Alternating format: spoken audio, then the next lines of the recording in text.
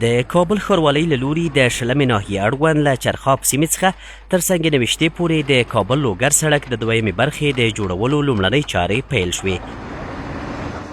دا سړک 3.5 کیلومتره اوږدوالی او 80 متره سور لري چې په 4 لیکو 2 اصلي او 2 فرعي کې ډیزاین شوی دی.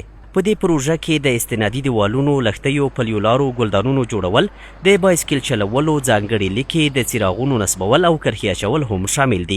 ټاکل شوې ده د دې سړک چارې د 18 میاشتو په موده کې په معیاري توګه بشپړې شي. د دې سړک طول چې دی 3.5 کیلومتره دی، عرض یې 80 متره دی چې دې کې دوه طرف ته بغلي ګلدانونه لري او یو وسط کې ګلدان لري، هم دوه بغلو ته پیاده روونه لري، هم د سایکل رو یا د بایک رو دام لري سره.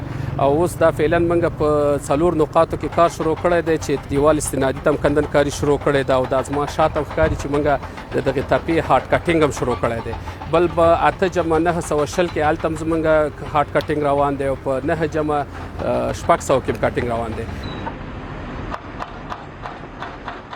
د کابل لوګر سړک د دویمې برخې د جوړولو پروژه د کابل ښاروالۍ یوه مهمه زیربنایي پروژه ده چې په جوړېدو سره به یې ښاریانو په ځانګړې توګه د هېواد د سویل ختیځو ولایتونو اوسیدونکو ته ګڼې ترانسپورتي، ټولنیزې او اقتصادي اسانتیاوې رامنځته شي.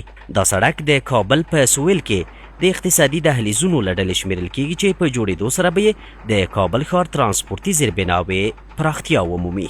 ولا مخکې خو ډېر مشکلاتونه او ټکرونه کېدل او دا سړک ډیر ولایتونه په د سړک باندې دي، لوګر ده، پکتیا ده، پکتیکا ده، شرنه ده، ډیر ولایتونه دي په د باندې.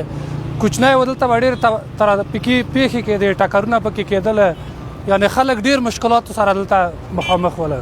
دا سړک چې لوی سي بس ټول خلک به له مشکلات ورته ووځي، ګردونه، خاورې. دغه سکواټورو کار چې شروع کړی نو مقدار ډیر تیز کار هم پې شروع ده. خیر دی وسیله ښاروالۍ نه ډیر تیز کار پې روان ده.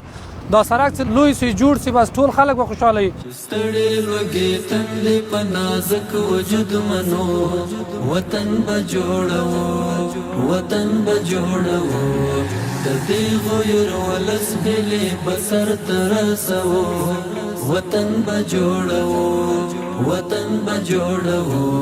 یو وخت موږ به وینې ورکولې ازادۍ ته،